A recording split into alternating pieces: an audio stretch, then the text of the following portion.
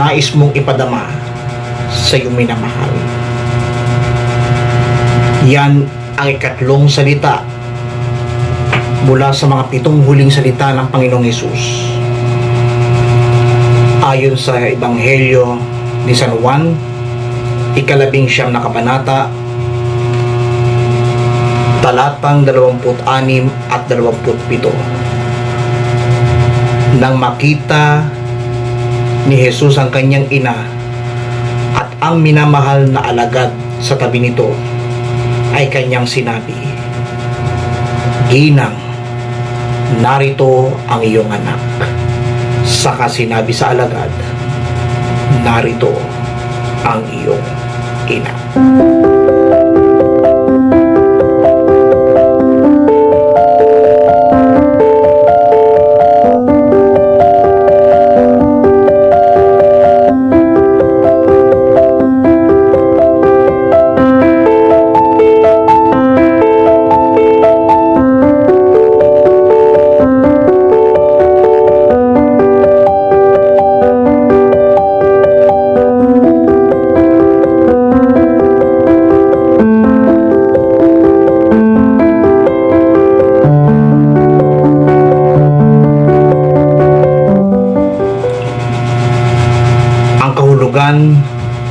Ng mga salitang yon ay salita ng pagmamahal.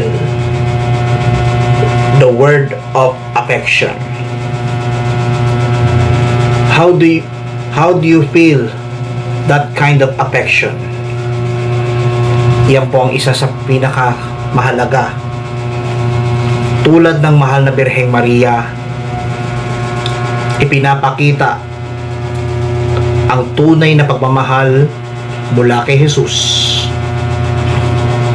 na siyang sumasalamin sa ating buhay at maranasan ng bawat isa ang ganong klaseng pag-ibig na galing sa Panginoon.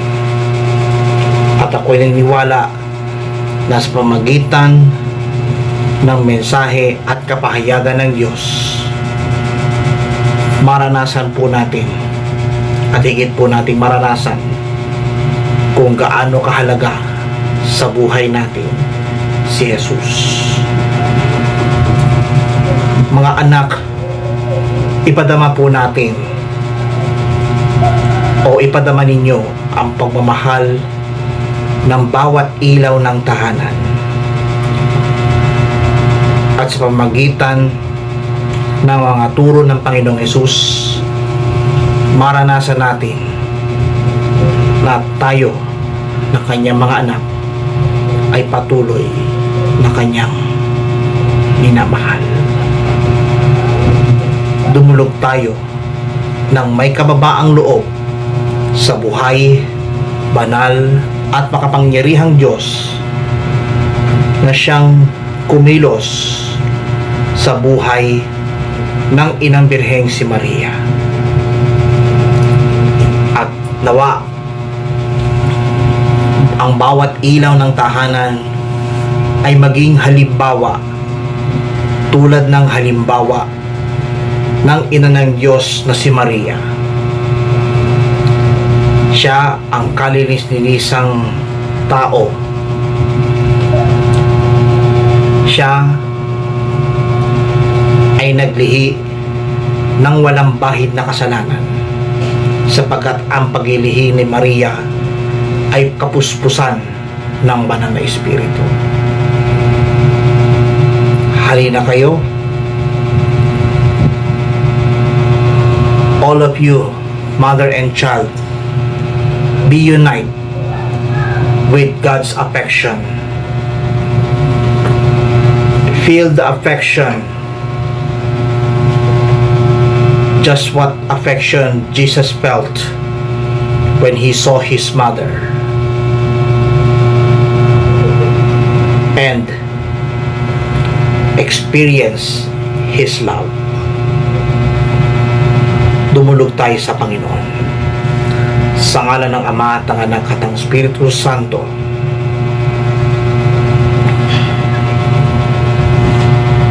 Panginoong Jesucristo, bugtong na anak ng Diyos, Ituro mo ang tunay na pagmamahal na ipinagkaloob mo sa pamagitan ng iyong mahal na inang si Maria. Idulot mo sa bawat isa ang pagmamahal na dapat ipaabdama ng bawat ina ng tahanan sa kanilang mga anak. At nawa, pinakadakila ang bawat ina sa kanilang mga anak, upang sa gayon ay maranasan nila ang pag-ibig na galing sa iyo. Sa ngalan mo, Jesus, sa ngalan ng Ama at ng Anak at ng Espiritu Santo. Amen and amen.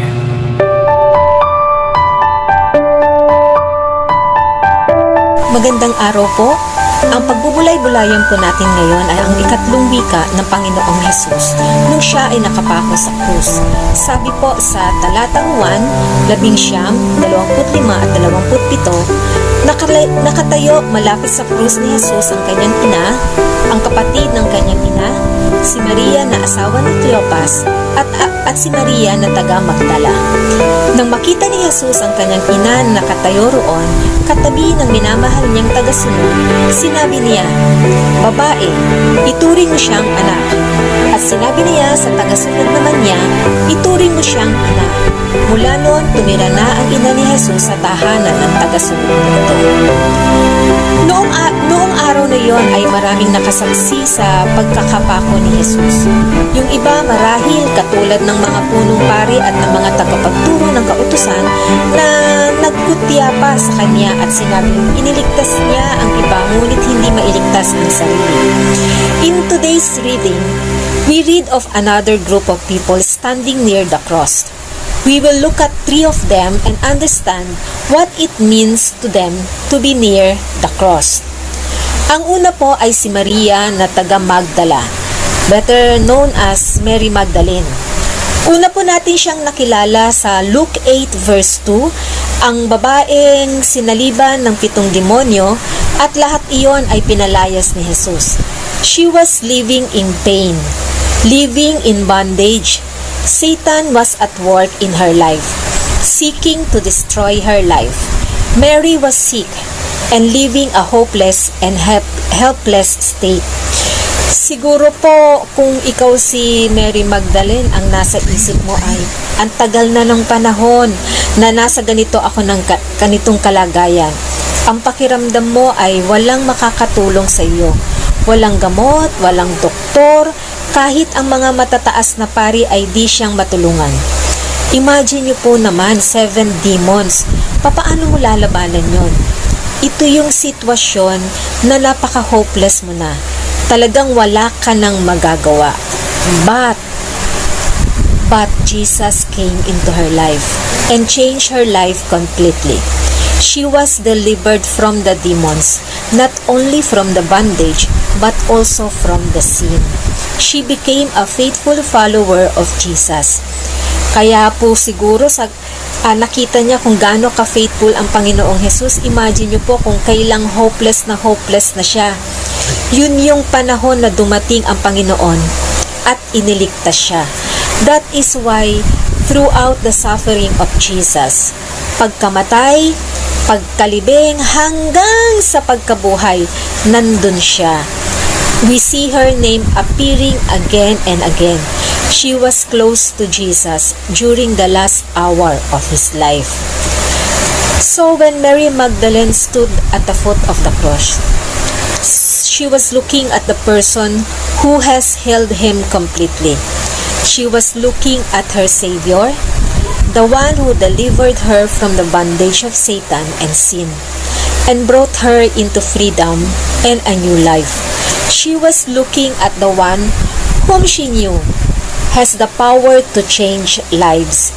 Ang Panginoong Jesus na nagkakapagpabago ng buhay natin. Kung tayo po yun nasa paanan ng krus, ano po kaya ang nakikita natin? Nakikita din po kaya natin si Jesus bilang nakakapagpabago ng buhay at daladala ang pag-asa. This is what Jesus did for Mary Magdalene. He redeemed her and brought her out of her miserable condition. But redemption is a costly thing. When Jesus delivered Mary Magdalene, it cost him something. Standing there at the cross, Mary saw the price being paid. Jesus had to die that we might be redeemed and be freed from the bondage of sin and Satan. No wonder she loves him so much. It is no wonder Mary Magdalene was standing there at the cross. It is no wonder that Mary Magdalene was there at his burial. It is no wonder that Mary Magdalene was there at his resurrection. She was the first one to reach the tomb when Jesus was laid. The first to realize that the tomb was empty. She was the one standing outside of the tomb crying, and the first one to see the resurrected Lord, the first one to hear His voice again. Ang ikalawa naman po ay si Mary, the mother of Jesus. Walang maihahambing ang nararamdaman ni Mary habang nakikita niya si Jesus na nakapako sa krus. We can imagine the pain of her heart watching her beloved son dying on the cross. Yet she knew it was all God's will. God has given her this child when she was still a virgin. She was told to give him the name Jesus, for he will save the people from their sin. Mary knew this day would come. She was obedient to the will of God. Standing at the foot of the cross, she knew she was God's favored, and she was watching God's will being fulfilled for the salvation of mankind. Ngunit di po ito madali, sabi nga nila madaling sabihin pero mahirap gawin. Masugatan nga lang po yung anak natin, napakasakit na yun para sa isang ina. Papaano pa po kaya kung makita natin ang anak natin na nakapako at naghihirap sa krus? Una pa lang, marami ng pinagdaanan si Maria. Simula pa lang nung siya ay nagdadalang tao kay Jesus, kahihiyan na kanyang pinagdaanan dahil siya ay nagdadalang tao bago pa siya ikasal. Pag-aalaala na baka iwan siya ni Joseph, at takot nung sila ay tumatakas dahil pinapapatay ang lahat ng bagong silang na lalaki. Nung habang lumalaki si Jesus, di din po niya madalas makapiling ito dahil si Jesus ay naglagi sa templo. Nung tumanda naman po ito, si Jesus naman po ay palipat-lipat sa ibang lugar upang magdala ng salita ng Diyos. Ngayon naman, ngayong kasama niya na si Jesus, nakapako naman po sa krus. Di ba po bilang isang ina, ang sakit nun. Sabi nga she was in grief. And Jesus knew that, alam ng Panginoon yon, and had compassion for her, and assured her of His love. Ramdam na ramdam ng Panginoong Jesus po yon, yung lungkot na nababalot kay Maria. Jesus remembered her, even in His most agonizing moment. He saw His disciple John standing beside her, and said, "Dear woman, here is your child," and to John, "Here is your mother." Naramdaman ni Jesus ang hinagpis at pagdadalamhati ni Maria. Jesus felt her sorrow, and He knew her loneliness. Jesus comforted her. She was going to lose a son, but from now on, John will be like a son to you. Jesus provides for His mother. He knew her sadness and burdens. Jesus did not neglect her needs even while on the cross. That's the heart of God. Jesus didn't have any possession to give to Mary or to anybody. The soldier has gambled for his clothes. What could he give to Mary? But instead, he gave John, the disciples whom he loved. And from that very hour, John took her into his own house.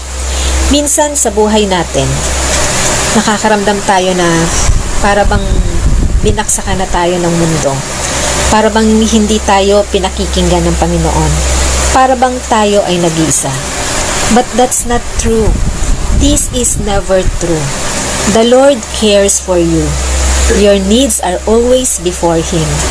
Sometimes, when God removes one comfort from us, He raises another for us. Nabasa ko nga po sa isang libro, sabi, life begins at the end of our comfort zone.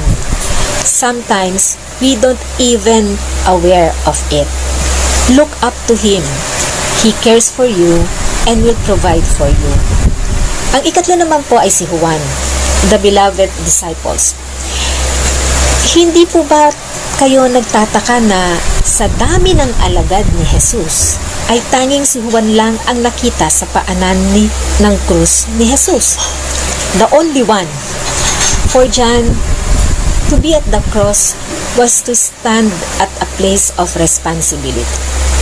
Earlier on, at the Garden of Gethsemane, when the soldier came to arrest Jesus, all the disciples fled in fear. Si Peter nga po dinenied pa si Jesus 3 beses. But John returned. Lahat po lang ang alagad naman talaga nagtakbuhan. At isa po doon si John. Kaya lang, si Juan po ay bumalik. He came back to the cross. He knew he had to stand up to what he believes. He must not let Jesus down. Mga kapatid sa pananampalataya, dumarating din po sa atin na medyo naliligaw tayo. We may stray and run from Jesus because of fears, problems in life, hardship. Sabi nga nila, being a Christian is not a bed of roses, but instead a bed of thorns. But don't stay away too long. Come back. It doesn't matter what you've done. You need to come back to Jesus, because at the cross is the place where we can find forgiveness, kapatawaran, deliverance, pagpapalaya, and restoration, pagpapanumbalik sa pagiging buo. Where can we ask? Where can we go? For John to stand at the cross was probably not the safest place to stand. Many of Jesus' followers were hiding, remember? It was not the easiest place to stand. It would have taken courage and love for John to come back to the cross. John not only experienced the forgiveness of sin, he was given a responsibility. Jesus asked John to take care of his mother Mary. John was to be a son to her. He has to do what Jesus can no longer do physically. He was there when Jesus needed him. He was able to serve his master to the end. Tayo po, are we prepared to hear his call today? In a similar way, all of us are given an assignment. You are taking his place here on earth to tell the whole world of God's love and His forgiveness in Jesus. He is no longer physically here. We are His hand and feet to preach the gospel and bring others to Him. Sabi nga po sa John 20 verse 21, As my Father has sent me, even so send I you. You and I represent Jesus to others. If we stand by the cross and accept all that Jesus has done for us, then we must also acknowledge the responsibility He has given to us. Like John, we love Him, we must love others. John was to take good care of his mother and to love others the same way Jesus loves us. Look up to Him, hear His call, and do what He has delegated to us. Let us all be reminded on 2 Corinthians 5:19-20. And he said, committed to us the message of reconciliation. We are therefore Christ's ambassador, as though God were making His appeal through us. Kung nabasa niyo po kanina, the title of my sermon today is Make You Feel My Love. Nung na-invite po ako ni Brother Ryan para makapagbahagi sa inyo ng ikatlong wika, he mentioned na kung maaari ay itugma ko sa aking pumanaw na matalik na kaibigan bilang isang ina. And ever since po noon ay nag-isip na ako kung papaano. Naisip ko po, ano nga ba ang kahulugan ng pag-ibig? Nung nasa seminar po ako ng Love, Courtship, and Marriage, tinanong din yan po sa amin what is love? Napaisip ako, ano nga ba ang kahulugan ng pag-ibig? Mahirap pala siyang i-describe, mahirap siyang bigyan ng kahulugan. One time, habang ako po ay nakikinig sa Spotify, ay nakakaramdam ako ng longing or kalungkutan. Bigla siyang nag-pop up sa list ng songs. Sa isip ko, parang maganda yung lyrics na yun Make you feel my love. Kaya, pinakinggan ko. Nung napakinggan ko siya, wala na po akong nagawa kundi napaiyak. Dahil sa lyrics na yun. Una, akala ko love song. Pero nang hinimay-himay ko yung lyrics at nag-search ako ng background ng writer, which is by the way a Jewish, na-discover ko na it was not a love song, but a love of a mother to her child, a love of a father to her daughter or son, and love of God to all of us. Walang maihahambing ang pagmamahal ni Jesus kay Maria sa panahon na siya ay namamaalam sa mundo. Inahabilin niya ito sa kanyang alagad tulad ng pagmamahal ng magulang sa atin. Minsan nga, mamamatay ka na lang, naiisip mo pa yung mga anak mong maiiwan. Siguro po ganun talaga ang love. Lahat gagawin mo para sa mahal mo sa buhay. Pero hanggang saan? Hanggang saan mo maipaparamdam ang pagmamahal mo sa kanya o sa kanila? Gusto ko pong tapusin ang aking mensahe sa araw na ito sa iwan ang mga bawat lirika ng kantang Make You Feel My Love na isinulat ni Bob Dylan at iniawit ni Adele. The lyrics goes like this. When the rain is blowing in your face and the whole world is on your case, I could offer you a warm embrace to make you feel my love. When the evening shadows and the star appears and there's no one there to dry your tears, I could hold you a million years to make you feel my love. I know that you haven't made up your mind, but I will never do you wrong. I've known it from the moment that we met, no doubt in my mind where you belong.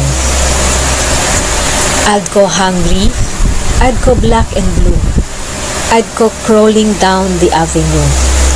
No, there's nothing that I would not do to make you feel my love. The storms are raging on the rolling sea, and on the highway of regret, the winds of change are flowing wild and free. You ain't seen nothing like me yet. I could make you happy, make your dreams come true. Nothing I would not do. Call to the ends of the earth for you to make you feel my love.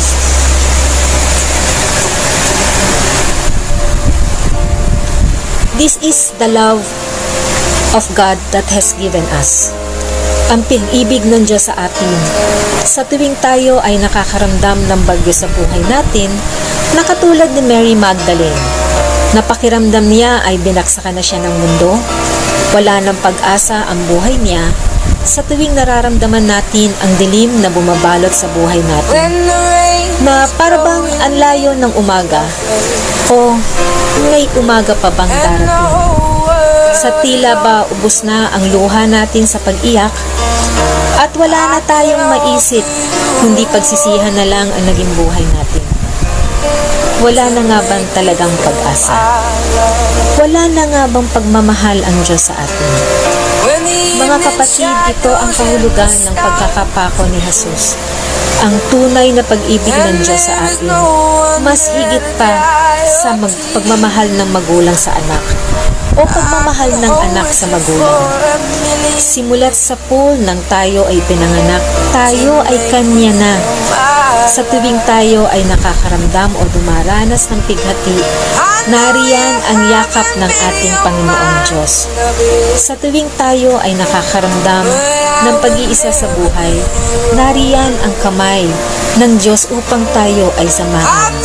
Sa panahon na pag-iisa sa buhay, sa panahon na para bang tuyo na ang ating luha sa pagdadalamhati, nariyan siya upang punan ang kalungkutan na bumabalot sa ating Diyos. Gagawin niya lahat upang maramdaman natin ang kanyang pagmamahal. Tulad ng dinanas ni Jesus habang siya ay nakapako sa krus. Kaya niyang tiisin ng gutom, ang pagkauhaw. Dinanas ang sakit ng mga hampas sa kanya habang siya ay naglalakad patungong Golgotha. Kaya niyang dumako hanggang sa dulo ng mundo para lang maiparamdam sa atin na mahal niya tayo. Mga kapatid, walang katulad ang pag-ibig ng Diyos sa atin. Walang makakapantay. Ang pagmamahal na simula pa sa simula, minahal na niya tayo. Nawa sa ating pag-aalaala sa kanyang pagkakapako sa krus, nawa manatili sa atin ang kanyang dakilang pag-ibig. Love, where we can find forgiveness. Kapatawaran. Love, where we can find deliverance. Pagpapalaya. And love, where we can restore life. Pagpapanumbalik sa pagiging buo. That's love. That's God's love.